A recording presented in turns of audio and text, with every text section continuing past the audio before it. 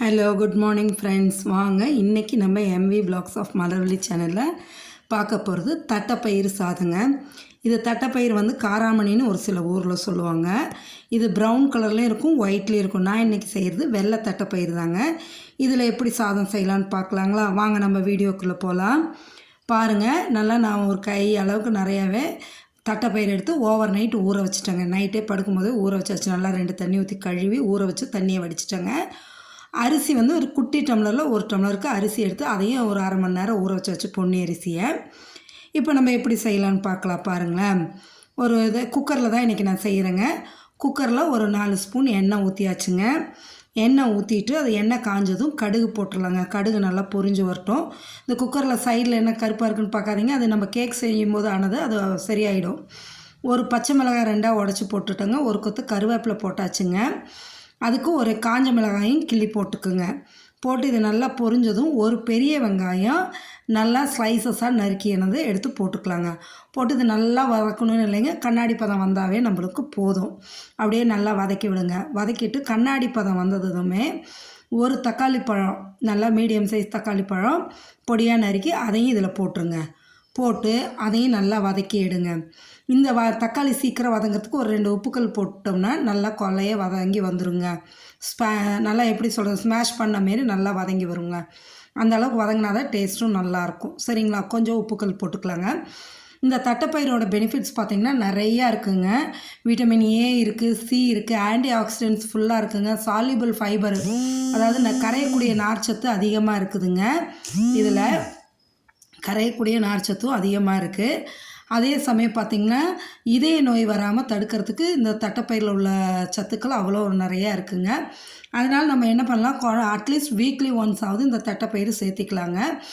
அப்போ அதாவது முன்னாடி நம்ம பெரியவங்கள்லாம் இருந்தப்போ இந்த தட்டைப்பயிரெலாம் அடிக்கடி சாப்பிட்டங்காட்டி தான் அவங்களுக்கு ஹார்ட் அட்டாக்குங்கிற பிரச்சனையே இல்லாமல் இருந்ததுங்க. நம்ம இதெல்லாம் மறந்துட்டோம். அதனால் இதுவுமே சேர்த்திக்கலாம். பாருங்கள், இப்போ தக்காளி நல்லா வதங்கி வந்துருச்சுங்க. கொஞ்சோண்டு மஞ்சத்தூள் போட்டுக்கிட்டேங்க. ஒரு 1/4 ஸ்பூன் போட்டுட்டு அதோடு வந்துட்டு ஒரு ஸ்பூன் வந்து சாம்பார் தூளே போடுங்க. தனி மிளகாத்தூளை விட நம்ம சாம்பார் தூள் போடும்போது டேஸ்ட் நல்லாயிருக்கும். அதோட கொஞ்சோண்டு பெருங்காயத்தூள் போட்டுக்குங்க. ஒரு 1/4 ஸ்பூன் பெருங்காயத்தூள் போட்டு நல்லா அந்த எண்ணெயிலே வதக்கி விடுங்க. கருகிடாமல் வதக்கி விடுங்க.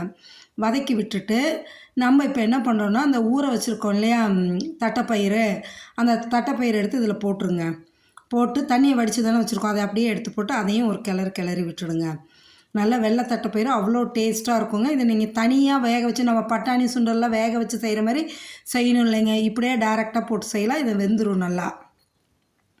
இதை நல்லா கிளறி விட்டு வடித்து வச்சுருக்கோம்ல தண்ணி ஊறின அரிசியை, அந்த அரிசியை எடுத்து இதில் போட்டுருங்க. போட்டு அதையும் நல்லா கிளறி விடுங்க. இப்போ தட்டைப்பயிரும் அரிசியும் நல்லா கிளறிட்டு இதுக்கு வந்து நான் சின்ன டம்ளரில் 1 டம்ளர் அரிசி எடுத்துருந்தேங்க. இது பொன்னி அரிசின புழுங்கல் அரிசினங்காட்டிக்கு 3 டம்ளர் தண்ணி ஊற்றிக்கலாங்க. அப்போ தான் வந்து நல்லா சாதம் வெந்து வரும், பொலன்னு நல்லாயிருக்குங்க. இதுக்கு 3 டம்ளர் தண்ணி அப்படியே ஊற்றிக்கிங்க. நான் எடுத்து வச்சுட்டு ஆல்ரெடி அளந்து அதை எடுத்து ஊற்றிட்டு இந்த சாதத்துக்கு தேவையான அளவு உப்பு போட்டுருங்க. உப்பு நம்ம ஆல்ரெடி தக்காளி வதங்க போட்டிருக்கோம், அதை பார்த்து கரெக்டாக போட்டுக்குங்க. போட்டு நல்லா கலந்து விடுங்க. கலந்து விட்டுட்டு நல்லா குக்கரை மூடி விட்டு 3 விசில் விடலாங்க.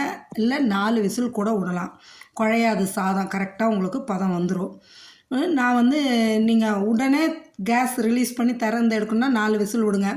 இல்லை தானாக ஸ்டீமெல்லாம் ப்ரெஷர்லாம் குறையணும்னு விட்டிங்கன்னா 3 விசில் போதும். போட்டு குக்கரை மூடி வச்சுருங்க. நல்லா 3 விசில் வரட்டுங்க. வந்ததுக்கப்புறமா தானாக ப்ரெஷர் ரிலீஸ் ஆனதும் ஓப்பன் பண்ணி பாருங்கள். சூப்பரான தட்டைப்பயிர் சாதம் ரெடி ஆகிடுச்சுங்க. அப்படி கிளறி எடுங்க, கீழே அடி பிடிச்சிருக்காது, ஒன்றும் ஆகாதுங்க. அவ்வளோ சூப்பராக டேஸ்ட்டாக இருக்குங்க. இதை குழந்தைங்களுக்கு நீங்கள் லஞ்ச் பாக்ஸ் கொடுத்து அனுப்புங்க. சைட் டிஷ் எல்லாம் எதுவும் தேவையில்லை, அப்படியே சாப்பிட்லாம். நல்லா நம்மளுக்கு உடம்புக்கு தேவையான சத்து அனைத்துமே இந்த தட்டைப்பயிரில் இருக்குது. நறுக்கின கொத்தமல்லி தழை கொஞ்சம் நிறையாவே போட்டுக்கலாங்க. போட்டு கிளறி விட்டு எடுத்துட்டிங்கன்னா அவ்வளோ டேஸ்ட்டாக இருக்கும். இதுக்கு இன்றைக்கி நான் சைட் டிஷ் வந்து என் பொண்ணுக்கு வந்து லஞ்ச் பாக்ஸுக்கு தான் நான் செஞ்சேன். அதுக்கு சைட் டிஷ் வந்து தயிர் வெங்காயம் வச்சுட்டேங்க.